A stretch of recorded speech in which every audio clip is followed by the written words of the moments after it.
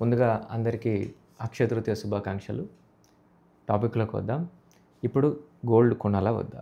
కొందరేమో gold 1,20,000 అవుతదంటున్నారు. ఇంకొందరేమో gold 70,000కి పడిపోతదంటున్నారు. ఒకవేళ మీరు ఇప్పుడే ఇన్వెస్ట్ చేయాలి అనుకుంటే మీ దగ్గర ఉన్న డబ్బులు మొత్తం గోల్డ్‌లో మాత్రమే పెట్టకండి. ఫర్ ఎగ్జాంపుల్ ఒక కార్‌కి 4 టైర్లలో గాలి సమానంగా ఉండాలి. ఒక టైర్‌లో మాత్రమే గాలి ఉంటే కార్ నడపడం చాలా కష్టం. అట్లనే ఇన్వెస్ట్‌మెంట్ ఒక దాంట్లో కాకుండా 4 రకాలుగా చేయాలి. ఒక దాంట్లో చేస్తే ఇరుక్కుంటారు. ఉదాహరణకు రియల్ ఎస్టేట్. మొత్తం పైసలు రియల్ ఎస్టేట్ పెట్టి చాలామంది ఇరుక్కున్నారు.